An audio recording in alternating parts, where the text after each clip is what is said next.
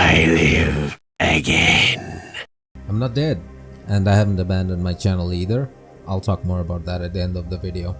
And hopefully your attention span is long enough to stick with me till then. I was gonna post this on Halloween, but things went sideways, so consider this my very late Halloween submission. Today we're gonna look at Dusk. It's a masterpiece at horror, Lovecraftian horror at that.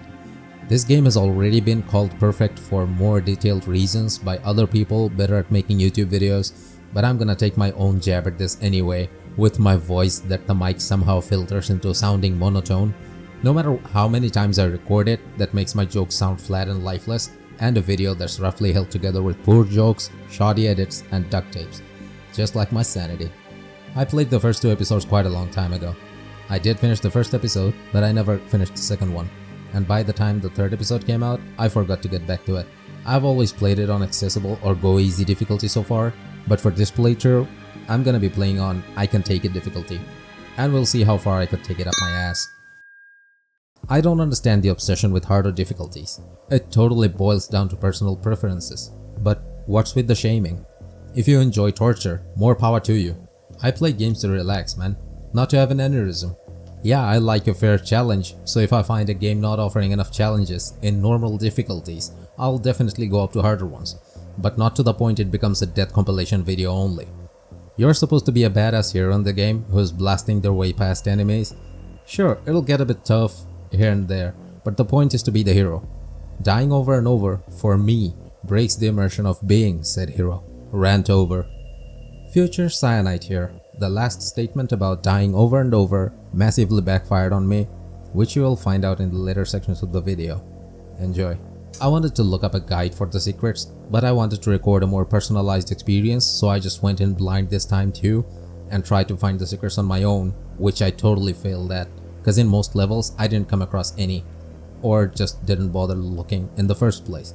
But I did take the time to look up and finish the secret levels because they add to the game's experience, and there's one per episode. This video is more of a personal experience sharing than an actual guide, but I'll try to throw in tips and tricks once in a while if I figured them out while playing. Let's go. The game follows Doom's idea of silent protagonists, and he's called the Dusk Dude. Dusk Dude? I don't know, calling someone dude isn't my style, so I'm gonna call him Dusk Guy. He's here at the mysterious and mystical town of Dusk, and he's here to find out why the cultists killed his family. And the townspeople didn't like the idea of him snooping around, so they hung him up like that one Saw movie. The game starts with enemies that remind me about Dr. Salvador from RE4. Just add in a bit of cult speak and you're good to go. You can pick stuff up and throw them around, which also helps because all we can do here is to throw rocks at them. I messed up a little bit because I was mixing up E and F buttons when E is action, F is flashlight. The semi-visible secret gives me the pistol, and it can be dual wielded too. Another secret is behind this darkened wall. I threw the gas can out of total guesswork and it somehow worked. When playing Dusk, if you think something's gonna lead to a secret, try it out and you'll be rewarded. The game introduces 3 enemies here. You've already seen the leathernecks. These, obviously referring to a justifiably hateable cult-looking mother hubbers, are called mages. They throw fireballs and it's easy to dodge. These pickups are morale pickups. You can get morale from collecting treasures like coin bags and diamonds.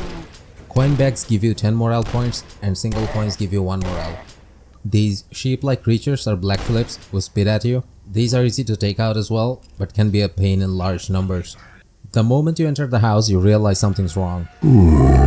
This looks extraordinarily bad. The house also introduces you to one of the best ways Dusk does storytelling, is through writings on the wall. They're always written in blood and they amp up the creep factor even further. This hole in the wall is how you'd get out normally if you didn't take the secret way out by blasting the walls. Going upstairs, you pick up the second shotgun, and of course the devs let you dual wield the default shotgun because they want us to be happy. Also introducing the most broken item in the game, the soap. This thing does 1 million points worth of damage, and if you think it's broken, then I'm gonna have to stop you right there. This thing's so small that it's tough as nails to pick up and throw at someone when you're too busy throwing lead at cultists. I could make a couple of jokes about dropping the soap with this one, but nah, I'll leave it to the capable hands of the comment section. Near the end of the map, the game also tells you that you can slide. This along with the bunny hop, which you already see me doing. Keep note of these. The game will make sure you remember this movement tech and you can quote me on that. I got the Untouchable award for this level without me knowing it, but that's the only time I get it. Untouchable is the award you get when you finish a level without taking any damage. If you can pass all levels of this game with the Untouchable award, you don't need to sign up for a Neuralink installation because you already came into this world with built-in upgrades. The next level introduces you to Fast Fire, which obviously makes the weapons go. Oh, by the way, these purple vials give you 1 HP, while the small med packs give you 10, and the big packs give you 25. You can quaff beer for 1 point of extra morale, but too much beer can make you drunk, and we're gonna have some fun with this mechanism later on. A detail that shocked me is that you can cook viscera by lighting fire, and eating it gives you 25 HP. I do a little bit of speedrunning trickery in this part to pass the maze, and here we meet the possessed scarecrows, who feel like those angry boomers that guard their front yard while sitting with the double barrel at the porch. These guys have a super shotgun before you do. As soon as you see him, start shooting at him first, everything else later. They do absurd damage, no matter the range. And with this guy, I get to demonstrate the power of the soap. There's also a secret in this maze that gets me the final weapon of the game, the Riveter. You get the final weapon in the second level from an easy secret that'll automatically trigger your brain if you have any experience or interest in secret hunting in old games. Once you're done with the maze, you head into the forest, and this is where the first big fight takes place, and the soundtrack kicks in proper for the first time, so I'm just gonna let it play in all its glory.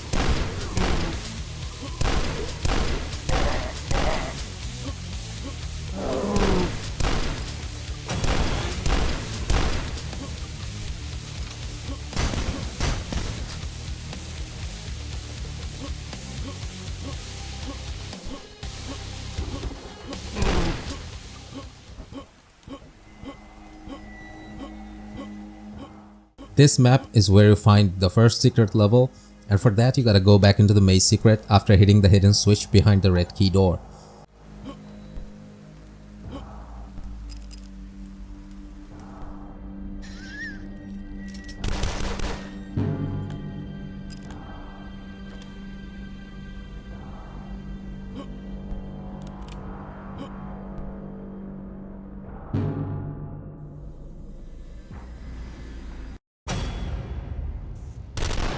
This takes you to the dim slough, which is a swamp with a giant factory in the middle. The level itself is very short. You go around, collect a couple of keys, shoot a bunch of enemies, and you're done. Probably cause I didn't go looking for the secrets. Feel free to call me lazy in the comments. I also got this glitch where you keep bunny hopping, you just fly off the handle and land in this place that's outside the map. It's a little Easter egg, and this is the hallowed health that supercharges your HP past 100 by 50 points. Your health maxes at 200. I love the vibe of the start of this map, so I'm just gonna be quiet for this bit.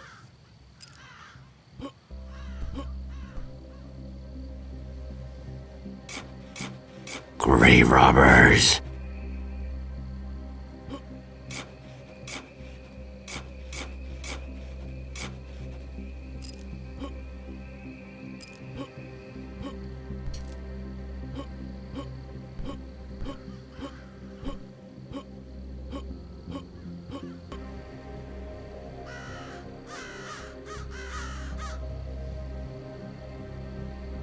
Open for business.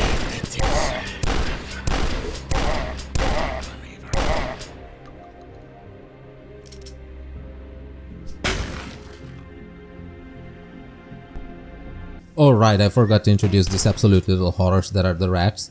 These little leeches like to pursue you wherever you go, nibbling at your HP. I personally feel like this is a direct nod to Blood, where the rats are deadly and can take away your HP pretty fast. Here you get the machine gun and some nice target practice as well.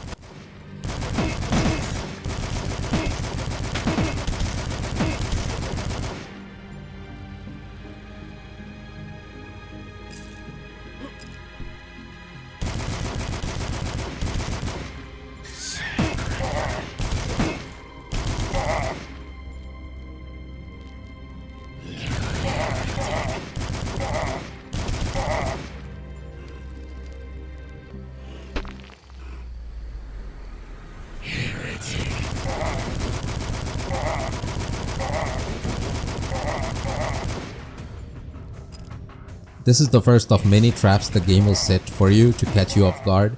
This one's easier to deal with, but it gives you the idea that the game will pull the rug from under you, literally, more as you progress.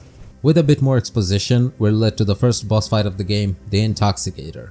There are tons of beer lying around, and though I already got the achievement for killing the Intoxicator while being intoxicated, I thought I'd do it again for this video. But I was kinda shaky while recording this, so I forgot to keep checking beers to keep my drunk going. Drunk again? Oh no, it's the same drunk, I just keep extending it.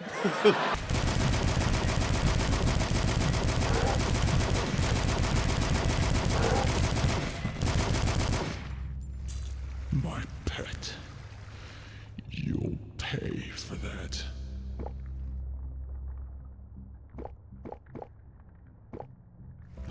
Steamworks hands you your trusty double barrel, cause of course, you can't have a retro FPS without a super shotgun. This is my boomstick.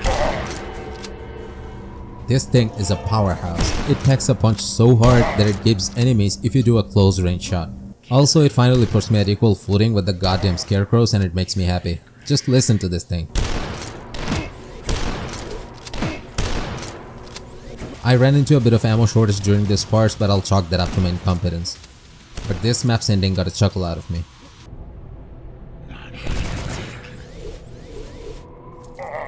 Poof! Sawdust, one of the more open levels that let me have more fun with bunny hopping around fighting. It's almost like the game's training me for something that might come later. I was so busy capturing as much of the level as possible I forgot to collect the hunting rifle from the top of the sawmill. Inside this cave you can find something called the Crystal of Madness. I know how it works, but I didn't use it till episode 3. If you throw it near enemies, they turn on each other and it saves you some ammo. I wonder what's down there.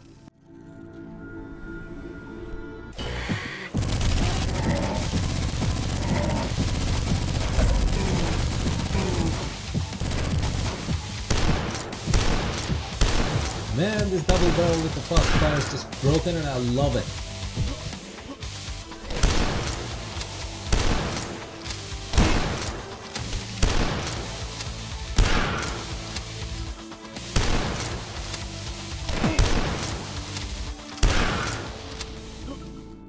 Well, I got some health out of it. Let's go. The rug pulling happens again and you meet a new enemy called the Fork Maiden. I don't know why they get the name, I don't see any forks on them.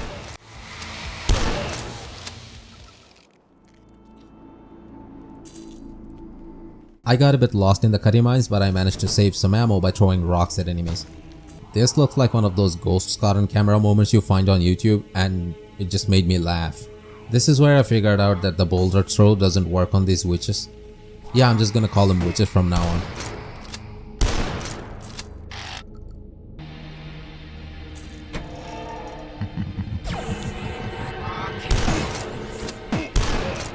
This is another evil trap where you gotta fight 3 of these witches. This game knows how to put you in a tight spot and this section is just proof of it.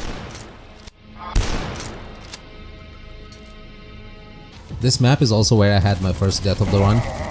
I had to do the whole thing again because I often forget to save manually and I don't trust quick saves. This is gonna be a recurring theme. The next level has the theme music going from the very start, so you know the game's getting serious.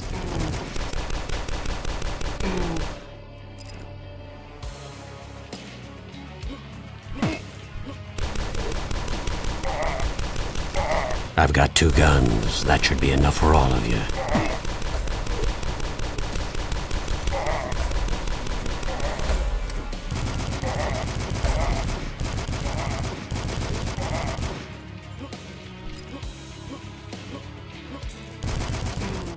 Bigger locations, bigger fights, lots of verticality. You also get jump pads to traverse the roof of some structures, and I finally got the hunting rifle from here.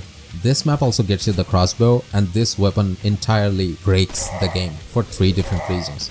Number 1, you can shoot through multiple enemies, so it takes less ammo. Number 2, you can shoot through walls, which we'll use to mess with the game later on. Yeah, trust me, we're gonna break this game pretty hard. Number 3, if you shoot it at your feet when you're jumping, you can pretty much fly with the crossbow. Oh no, you don't get to make more plans to make my journey more miserable. The moment I got inside this room, it gave me Evil Dead cabin vibes. If you've seen these movies, you can agree with me.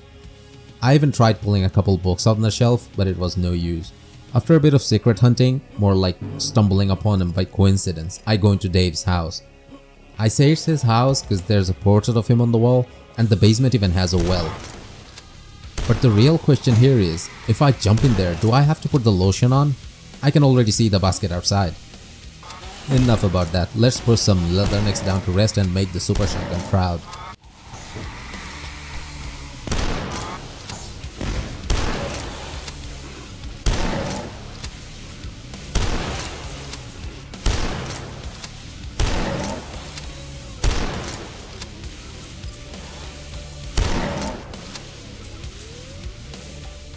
Down here is a teleporter that leads to Sanctum of the Worthy. Oh, sounds like one of those fun zones that rich people go. Ah shit, but wait. They are just mages, but bigger in size, so the crossbow should be able to do its trick. These guys throw homing fireballs, but I'm having way too much fun to care.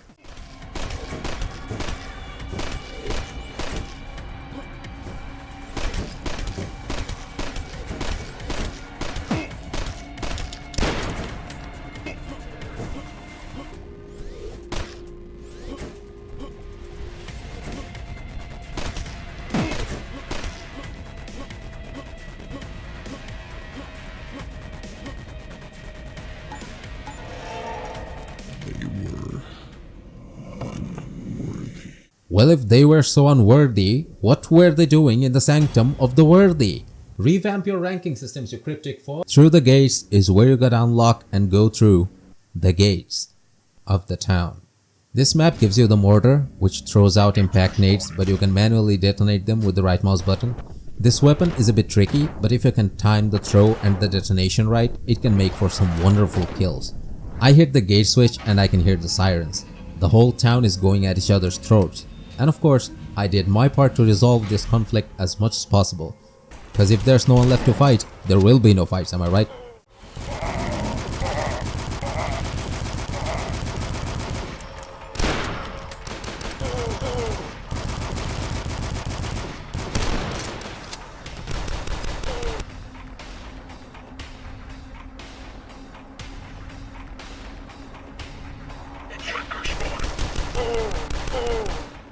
Dusk guy also agrees that the town's done for, and you head to the next map, Ghost Town. I got a bit lost in this map too, cause it's another giant open map where you gotta go into different buildings to find keys. I tried hopping the wall wherever I could. From the last time I played, I remembered that there was another one of those secrets that says you're not supposed to be here in this level too, but I couldn't find it this time. Remember when I said the chainsaw noises give away their locations? It helped me find this secret.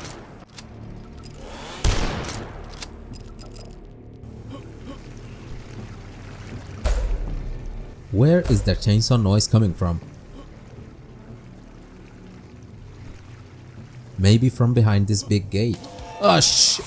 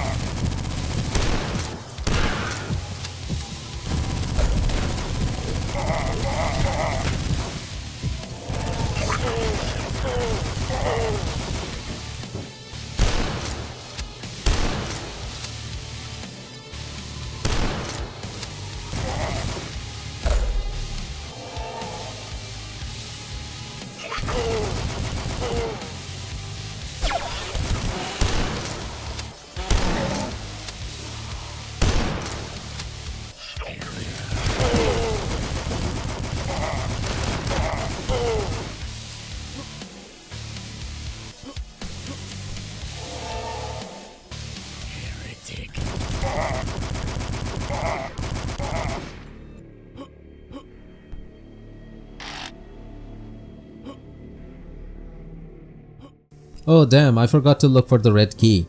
Was it a secret? Was it something I missed cause I was too sleepy? Guess we'll never find out. But hey, I did the flying with crossbow trick for this secret.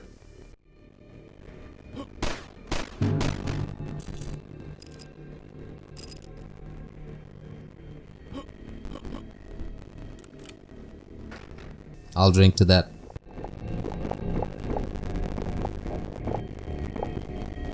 Creations. A level that offers you health and ammo right at the start so you know something big is going down. I head downstairs and I find this giant laboratory and there's a cage with scientists working on something. You just know they're holding something big in there, there's gonna be a boss fight. But hey, we're here for a fun time, not a long time.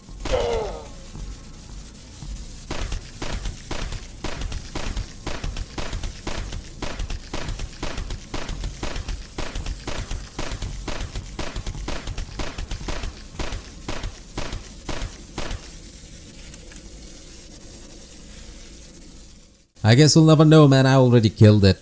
Let's check anyway.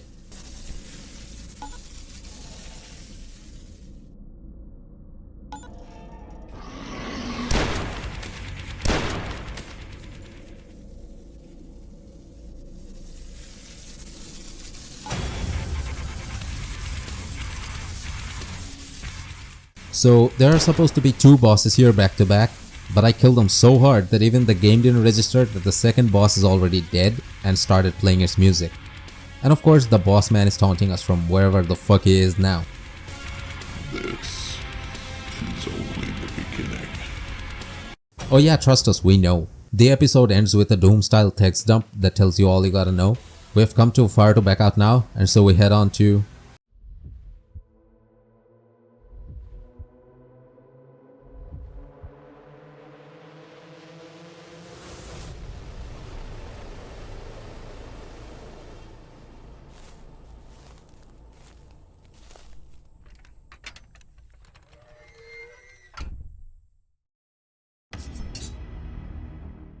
Episode 2 goes from 0 to 100 real fast cause when you get outside you can see all these fireballs coming towards you. These are from a new enemy type, but it's also setting the tone of this episode. It's like the game's way of saying that a lot more is headed your way, not just these fireballs. It means buckle your seatbelt, Dorothy. The setting also does a tonal shift here. You have transitioned from a swampy town to an industrial area. The fact that I've managed to reach here in this difficulty so far means that I can indeed take it. I managed to grab a couple of secrets here, which gave me some proper inventory to tackle what's coming, because one of the secrets gave me the Riveter. I was happy with this secret. It's like a nice little moment of relaxation. I pick up health, the crossbow, light a nice little fire, cook a little viscera. Life's good. Only thing that's missing is beer. It felt like one of those Dark Souls bonfire moments. Then the exit portal of the secret shoots me out of the frying pan straight into the fucking fire. I've already teleported to a new place, picked up a new weapon that wasn't in my inventory, and staring down the barrel of the weapon of the new enemy type. Meet the welders.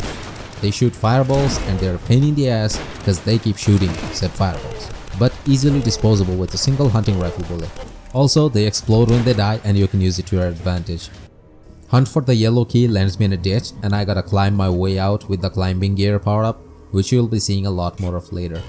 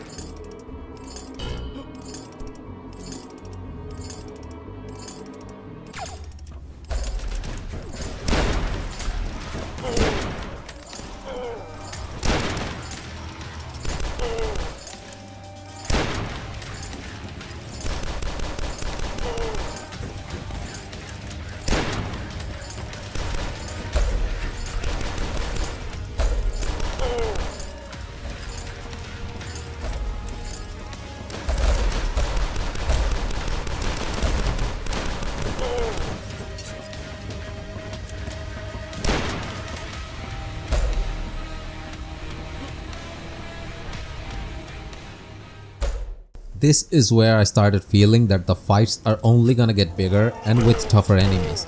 The first map of episode 2 works as a perfect transition in my opinion. It's already shifted the tone for both the atmosphere and the combat.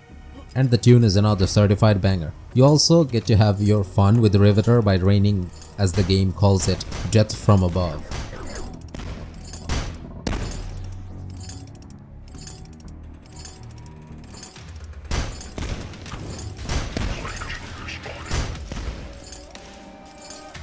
Near the end level, the Duke brothers come back with a smaller size. Got the smaller size. They also have homing fireballs, but I don't care. I get enough grunt run from them too.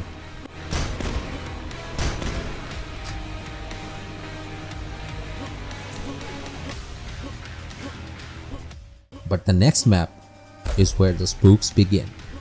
Unseen starts with me climbing downstairs, reaching an area where everyone's already dead, and the place is totally empty. There's no background music either, just the humming of the machines. The clip may not look like much, but when you're playing it yourself, with your headphones plugged in, you just know something's very wrong in this place. I go forward and find what can only be described as a crime scene with this warning. But we don't have a choice. We have to go there if we want to move forward. The ruins access is locked and we need to grab the yellow key from the artifact storage first. And inside the storage, we hear this.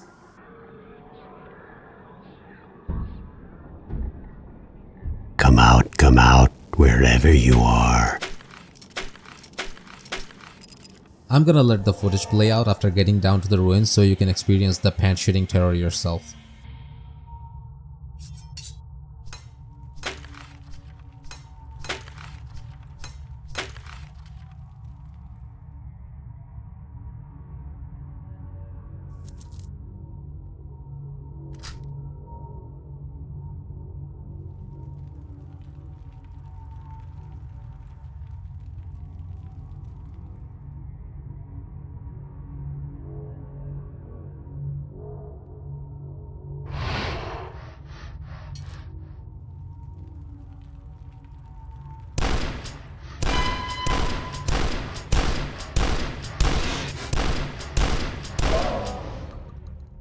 This is the Wendigo, and we can already tell the warning was valid. It only gets revealed if you shoot at it and it hits, and the revelation is with an audio cue that gave me a perfect jump scare that didn't feel cheap. Now we're back to regular enemies, but the game has already established that you'll be fighting things that are a little bit different, because the horrors are starting to seep in. This part is pretty neat because you can tell it's coming towards you. You can see the traces of it moving with bloody footprints. The thing I haven't praised enough about this game is how it keeps creating cool scenarios one after the other to make you feel like a proper action hero. I mean, just look at this. You pick up a machine gun and you're shooting your way up. And of course there are more enemies when you get there too. You're running, sliding, spitting hot lead at whatever is in your way, making things go boom even. It's the game's subtle way of taking the initial fear of this map away by giving you a bit of catharsis.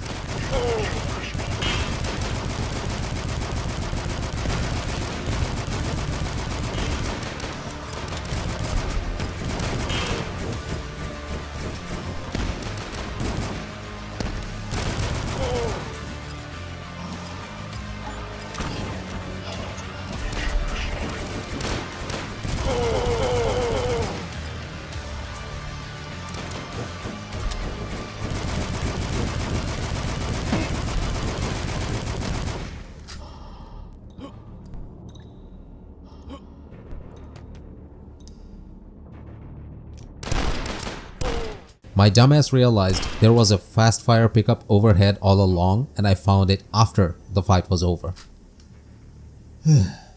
Next map brings turrets into the mix, and what I like about that design is that they have a green light on it that helps you detect it from a distance. You also get into a big fight where you still got fireballs coming from all over, but this time the moving space is a bit tighter than before.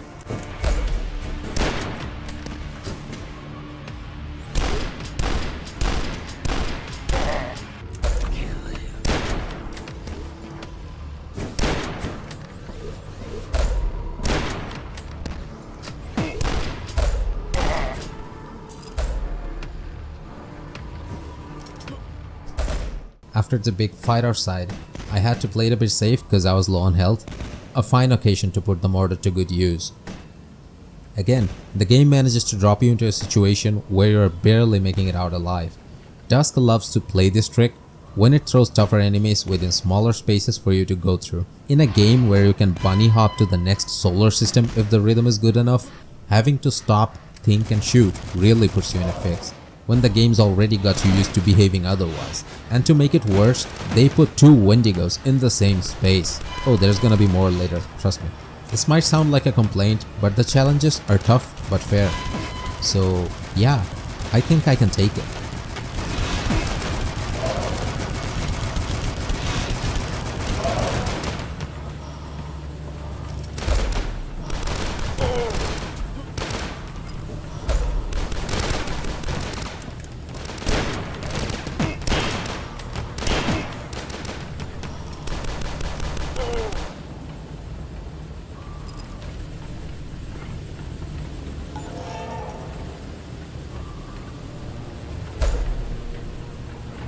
Down the hatch.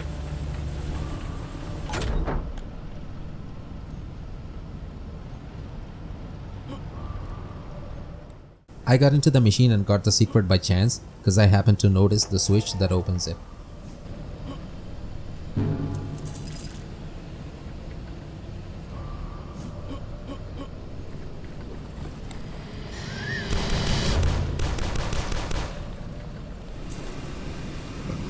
Sacrifice. Are we though?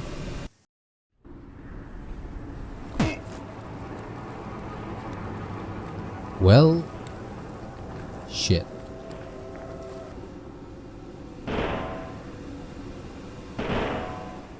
This writing indicates that there were more before us here and they were stuck in this machine.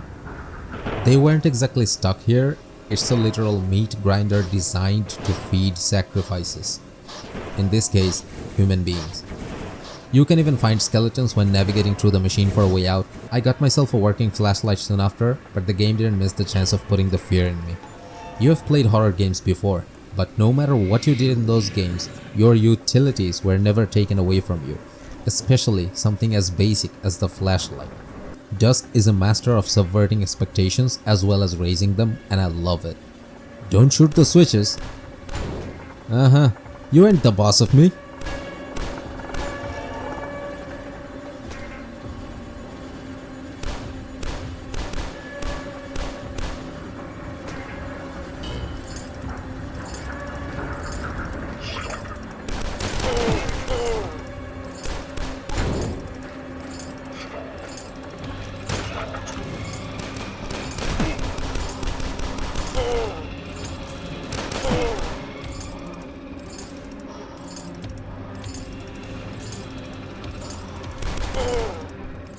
Dusk has many pop culture references scattered here and there, and here's another cool one. To me it feels like the hallway from the movie Event Horizon, but if it's something else, feel free to correct me in the comments. This episode takes some time to hand me the super shotgun, or maybe I missed a secret that already gave it away, but I finally have some comfort in knowing that I got some proper firepower in my hands. I know I already had the mortar and all, but the super shotgun just feels right. I grab another secret with hallowed health, fight some Wendigos and press forward. But right before the exit, you can find a crack in the wall that lets you activate the secret level entrance of this episode.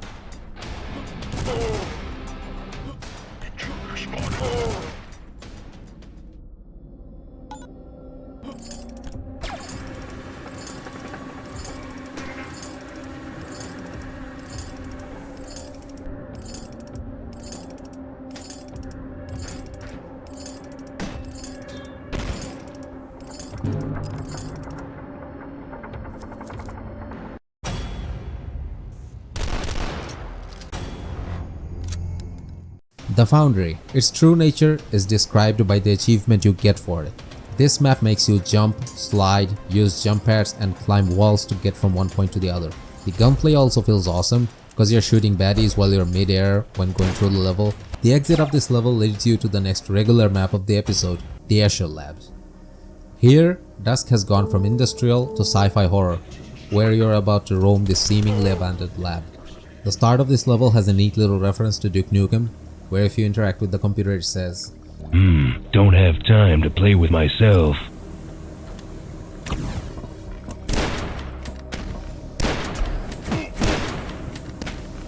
Go on, take it.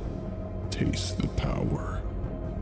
Here's one of the most elaborate references made in this game. When you pick the serum up, time only moves when you move, which is the entire concept for another great indie game, Super Hot. And the only way to honor a slow-mo power-up is to go full John Woo mode.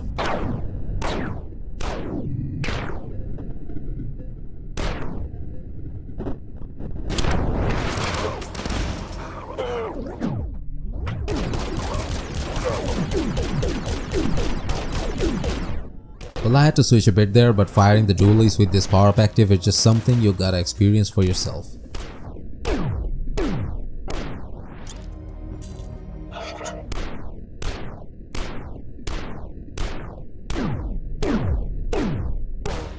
When I come out, Dusk Guy points out that something isn't right. And I can see it too. It almost feels like the building's shifting itself, and it keeps getting progressively worse the more I go on.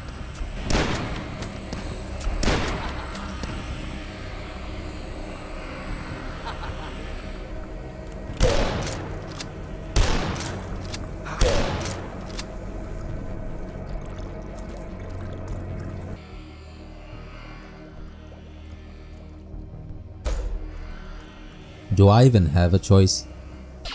This moment feels like a peek into pure madness. The game, once again, makes you feel like you are heading into something you have no way of dealing with.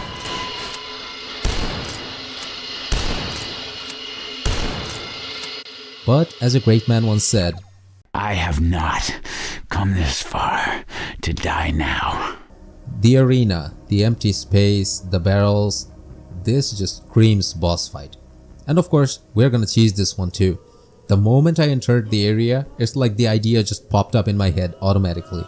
I can already tell that someone's inside the chamber from that crying sound, but this is not the time to be scared. It's time for the cheese. First, I clear all the platforms so I can jump around without stumbling. I wanted to be drunk for this fight, but I didn't want to risk falling, plus it's been a while since my last save. So I stack all the barrels in front of the tank, open the door and let it rip.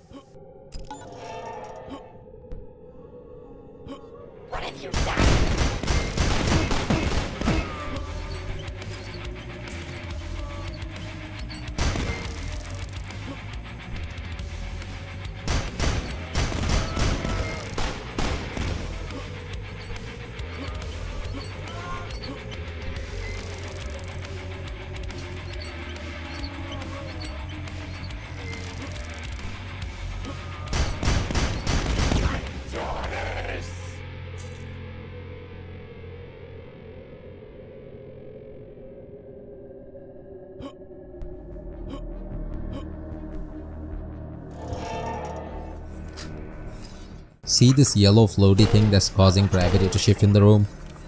This is the game's way of telling you you're gonna encounter a similar situation soon enough. The Erebus reactor, a giant map that is serious from the get-go, and the amount of deaths I took in this map warrant a death compilation.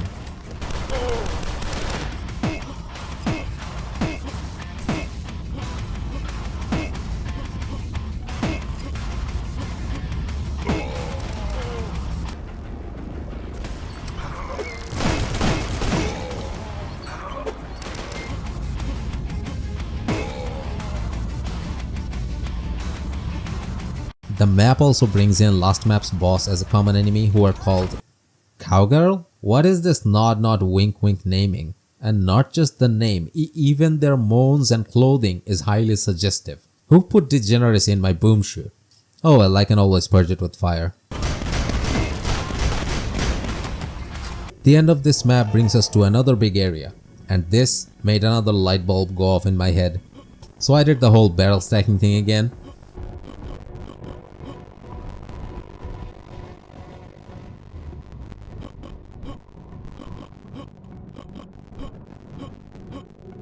All set. Now for the moment of truth.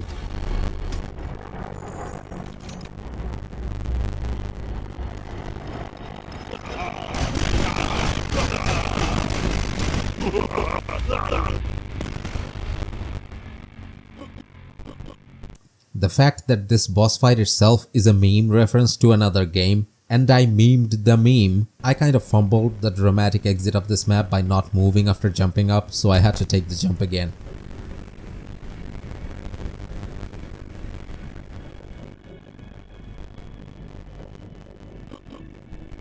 Neobabel, where sci-fi meets cultish extreme. Tower of Babel reference, anyone? Every time you think the map couldn't be bigger, you come across a new map that's even bigger than the last one. And if you think the castle in front of you is too big, there's another one behind it, which is almost identical. The scale of this map had my eyes widen. Every time I think, okay, I'm impressed enough, the game brings out something fresh to amaze me even more. There are tons of games like this out there, but Dusk manages to hold on to the unique charm it has from start to finish by doing something new in almost every level. Now that I've praised this game enough, it's time to use the Crystal of Madness on this lone mad doctor, just for the hell of it.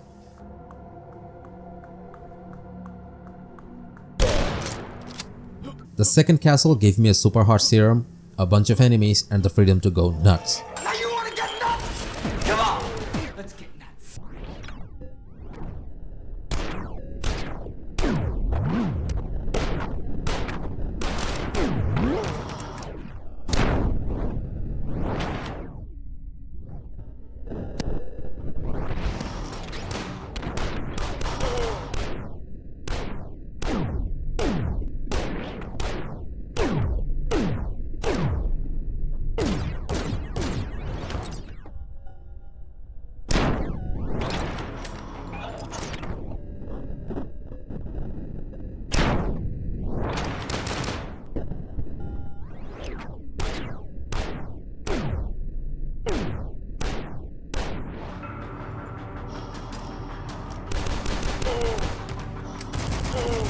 I had to take a teleporter to a room that reminded me of the exit from Painkiller games. Maybe it's a reference to Painkiller. I haven't tried to jump into it thinking it might be the level exit, but it's not. You have to lower the cage for the other teleporter and then take the exit door from the other side of it.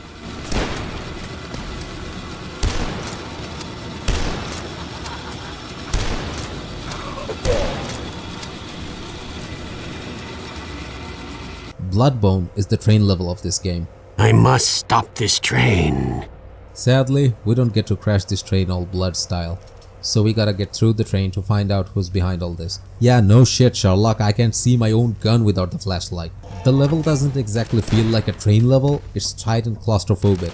It's like you're moving through this iron coffin that's trying to suffocate you with its walls, and there are tons of heavy hitter enemies.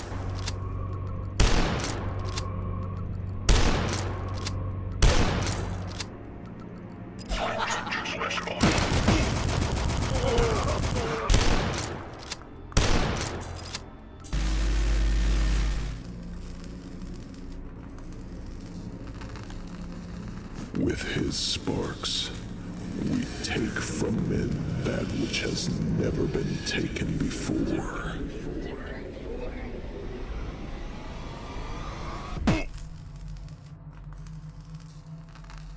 This level takes away my flashlight again and makes me fight a Wendigo in the dark in case I didn't already soil my pants. But the fight ends with me getting another flashlight and the spark of the machine is also there to guide your way. Then I come across the part where the well-written storytelling really hit me the hardest. See for yourself.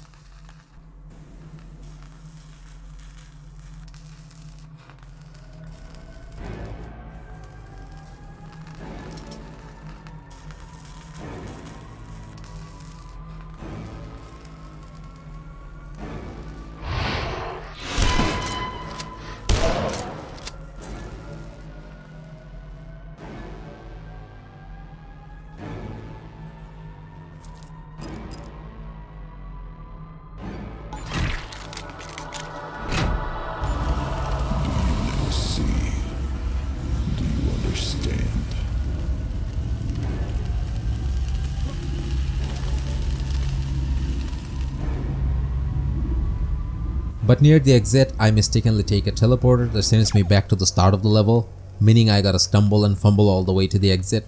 And this brings me to the level that made me stop recording for the day. Remember I said I suffered because of not making a save? This was the point where I kept getting sent back to the start of the level, and if that wasn't enough, the end of this level has not one, but two back-to-back boss fights. I went up as far as the boss fights in my first attempt and died in the hands of the twins. And when I go to try and load my game, I see the save is from one level back. So I said fuck it, went to level select and stocked up on weapons and ammo before heading out. Even then, I die a couple more times. Because whoever is keeping watch on me is throwing whatever they can to catch me off guard and stop me for good. You thought the secrets were safe?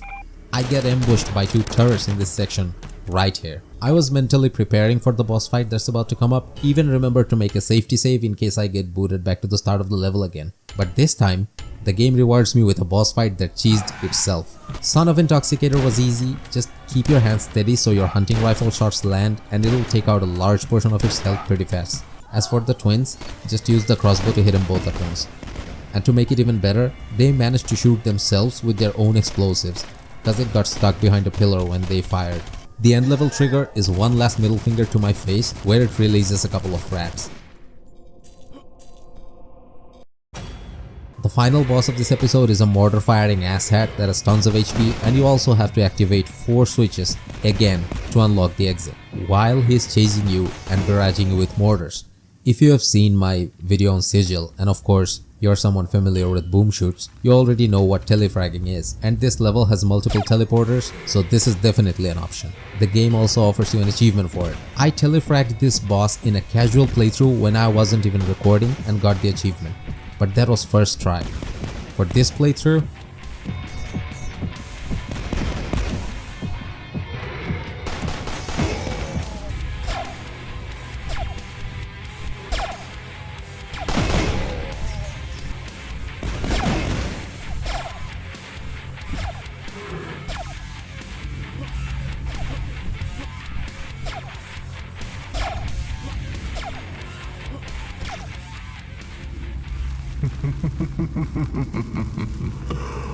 Most impressive.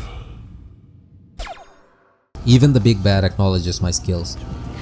He was also trying to say something else, but I didn't bother because he never shuts up. This guy keeps egging you non-stop till you meet him in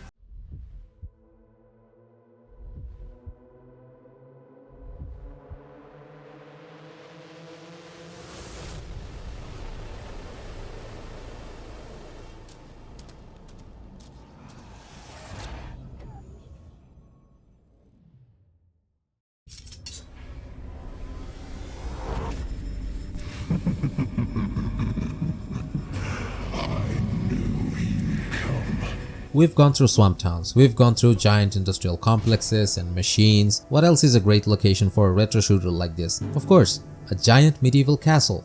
Oh wait, it's a cathedral. This level gives you the sword, but you can also find the crossbow in another secret.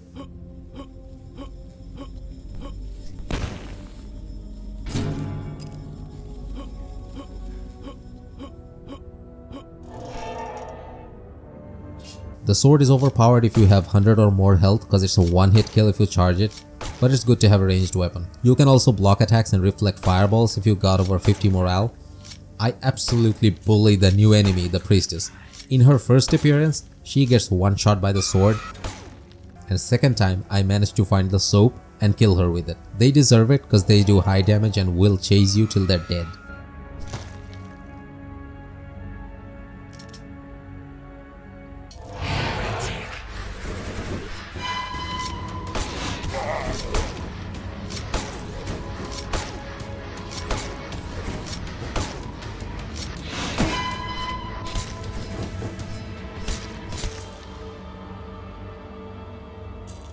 The wall humping in this game doesn't have the Doom guy in this, so I just kept quietly wall humping till I got the secret. This episode is where I used the Crystal of Madness for the first time as well.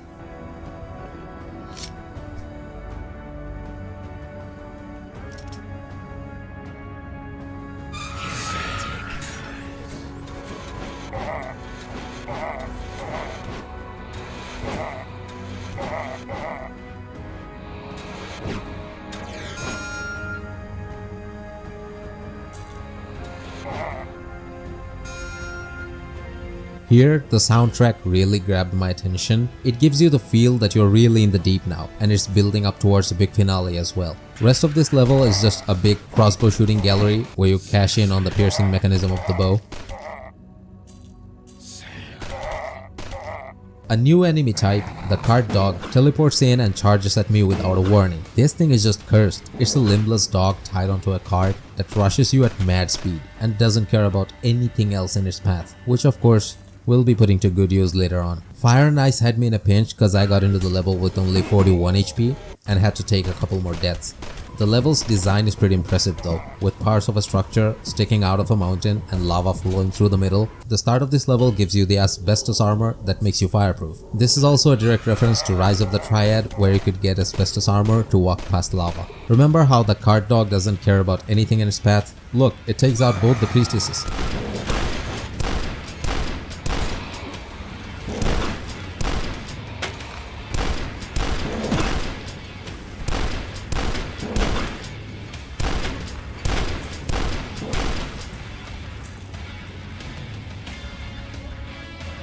Out of the cave, and the game already has its next surprise ready. Snowfall. With an area this big, you know something's coming your way. Again with the 4 switches, while you hear a distinct noise of an enemy, you can see it.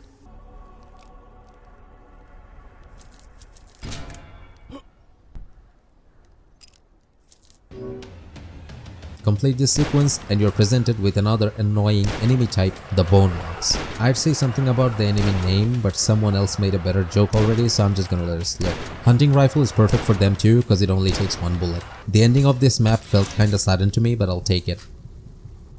City of Shadows is another masterpiece. Okay, I sound like a loopy broken record, but how can I not praise this game time and time again? I mean, just look at all this. The level even starts you off with an assault rifle, this giant castle arena, tons of verticality, and you just know for a fact there's gonna be an awesome fight sequence here. The background music is building up as you go along as well. This is just way too cool. The map starts throwing enemies at you from the get-go, but the real fight starts when you pick up the red key. Once again, I suffer from missing secrets, because I probably missed the super shotgun this time around too, so I gotta improvise. Oh look, another warning that I'm about to ignore.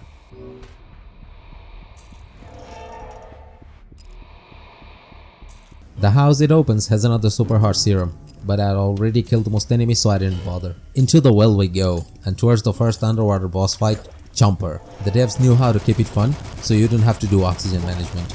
Chomper's lair has a couple more messages for us. If you weren't impressed enough, you'll get another fight sequence in the sunken city caused by the rising water levels.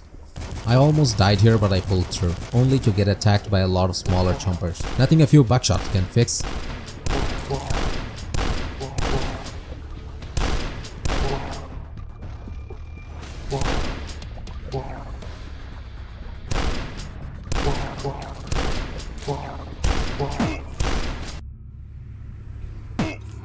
Embrace the darkness.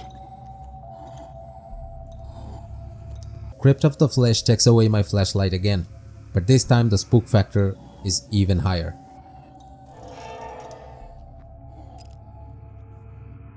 The basement door opens. Oh, in the basement. What do they have in the basement? What?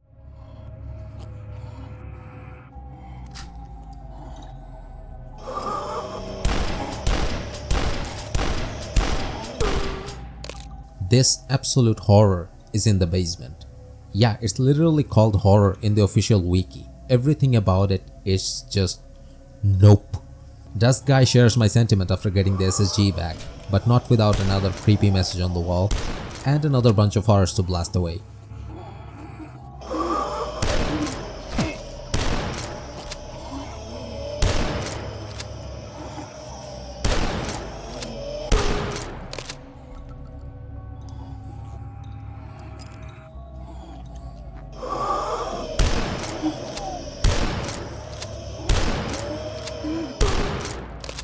The underground prison gives me a couple of secrets and a flashlight along with the blue key, which takes me...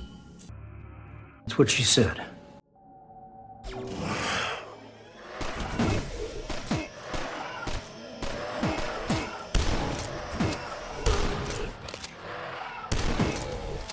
Yeah, I guess that's what I get for making a bad joke.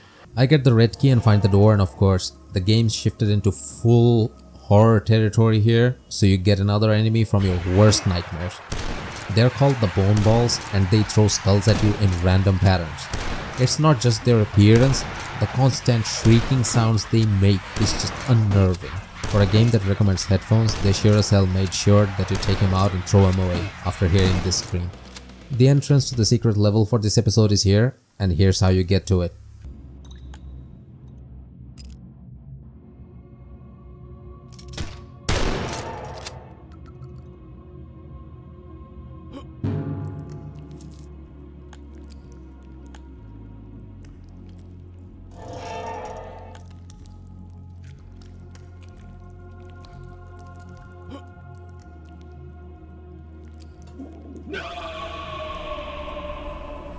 In case you didn't hate the rats enough, the secret level only has rats as enemies. The mortar comes in handy for this whole level, and as per tradition of this video, I teased the boss of this level too.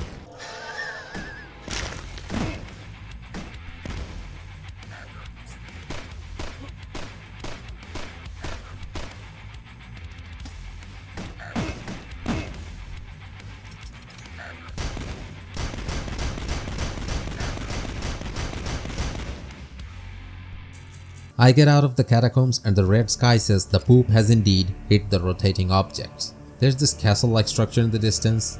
To get in, guess what? You gotta press 4 switches. After each switch, different types of enemies appear in waves. The arena is pretty big, but you can still fall off the ledges if you're not careful enough.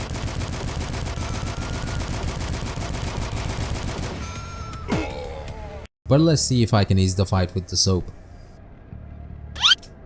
Alright, never mind. This temple is finally open, and when I go in, pressing the switch brings up the altar. Of course I'm gonna do it.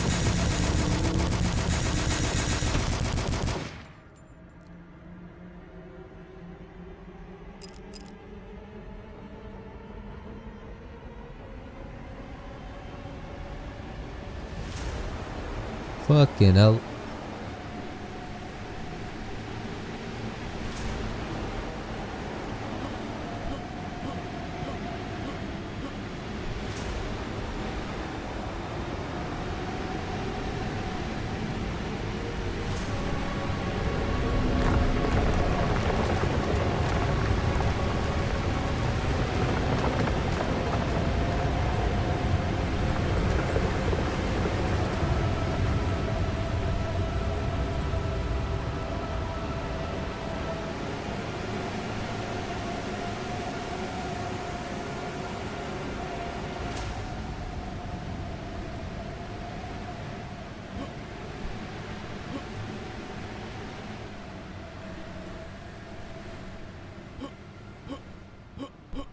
The tornado opens a path forward, leading to a nice fight scene and this Mario Kart Rainbow Road ripoff.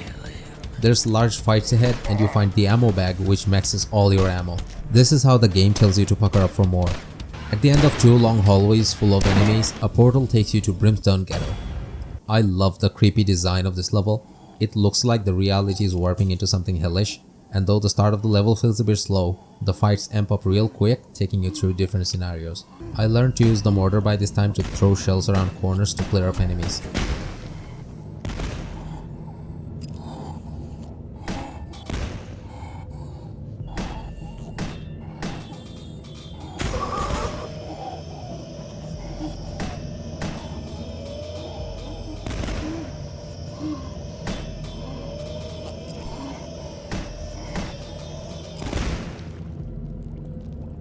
Welcome back. Oh.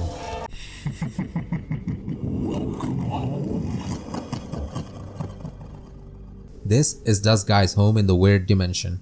A complete mind trick. After failing to stop you with numbers, Big Boss up there has resorted to emotional manipulation to get you stuck. The game balances itself against non-stop cultist shooting with this part. You don't have to worry about falling off the ledge either. You'll be teleported right back with a smug little chuckle.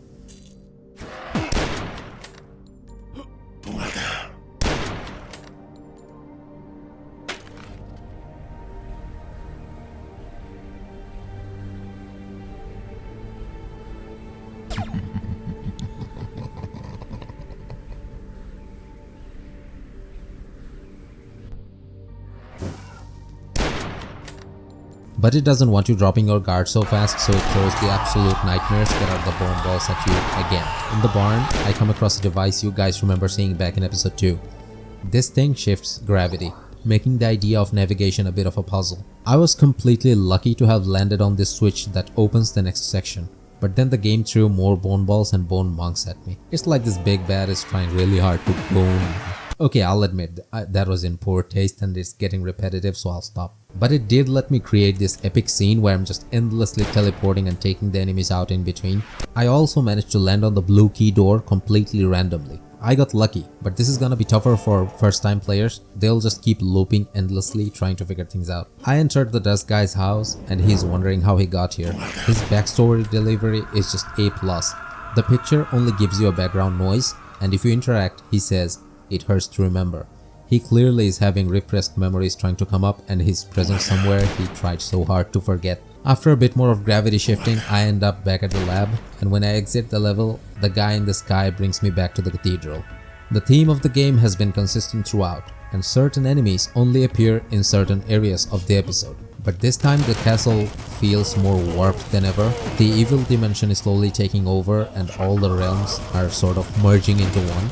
You can find the soldiers from chapter 2 and also the more supernatural horror from chapter 3 here. The entity behind all this is getting more desperate with each map passing, and the fact that he's throwing whatever combination your way just to stop you shows you even more. Here's a little callback to one of the first true horror moments of this game, but this time with more Wendigos. I make quick work of them only to go ahead and find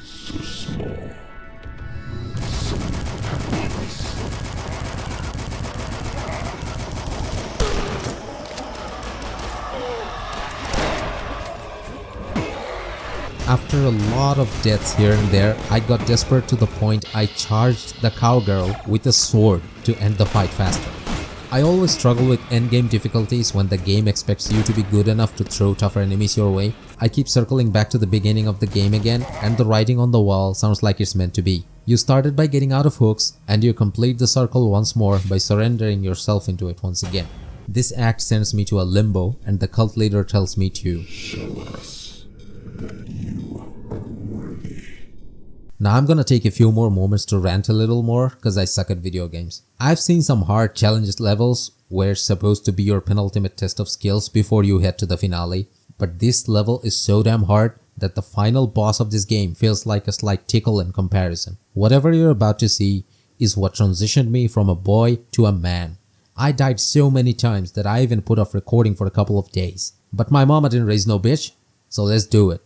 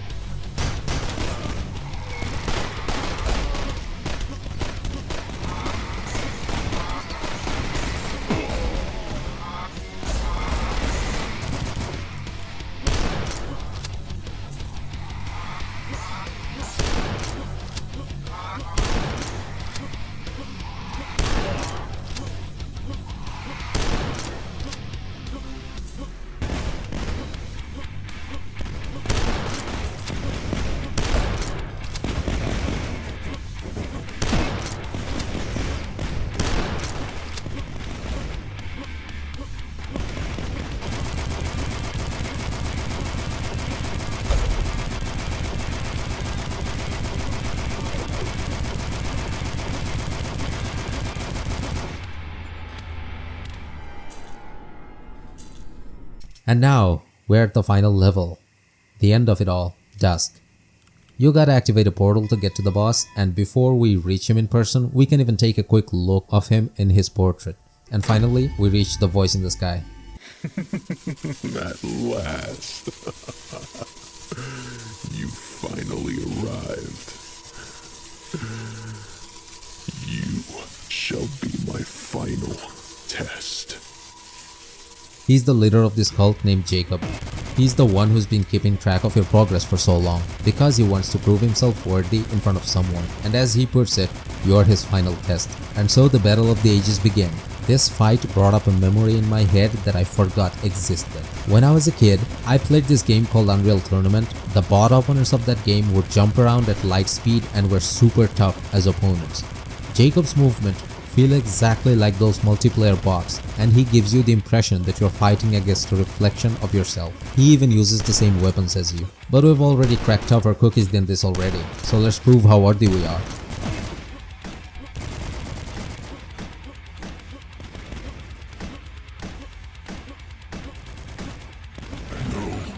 No, you can't betray me! My disciples!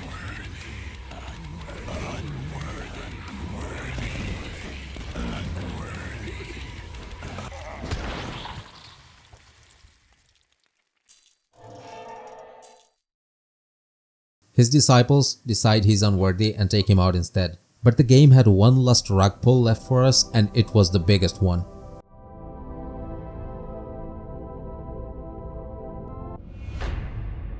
He was worthy, you know, and he accomplished so much. But then you came along.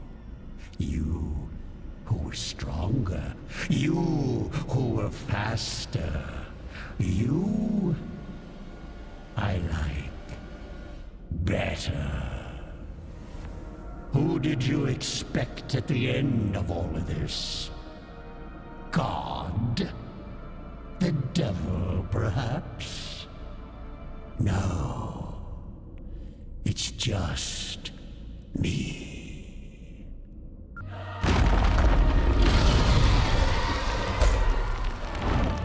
Jacob was just a pawn in a game that is bigger than any of us, even the town itself. It was all part of this dark entity's plan. His name is Nyarlathotep, and now that Jacob's gone, we are next in line. There's another surprise here for the true hardcore Boomshoot fans. The guy voicing this absolute terror that's apparently more hardcore than Cthulhu is voiced by the same person whom you've been hearing throughout the video. The undead gunslinger, hoarder of treasures, bringer of madness, Stephen Wade. I didn't notice it at first, but even without knowing it's the same person, the voice work is just phenomenal. If you die at the boss fight, which I did because I couldn't figure out the gimmick, the game sends you back to the Jacob fight again. Yeah, I did it once and I can do it again, don't test me bitch. I thought his thrashing around creates cracks in the walls that you shoot to let the light in, but apparently they only appear after you keep shooting him and he stops taking damage after a certain level. Then you gotta shoot another crevice to let more light in so he becomes vulnerable. Rinse and repeat. So you literally show him the light. Wow, very meme. But you can't kill him. Instead he does this. Enough! You are indeed worthy. And so now, my power is yours.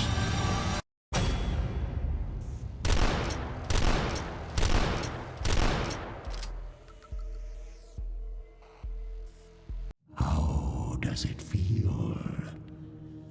Horrible, isn't it?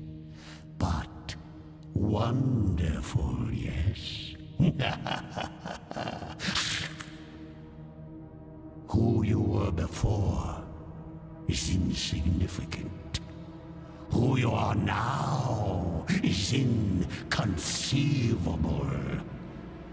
But here you shall remain till I have need of you again. For one must always reign beneath Dusk.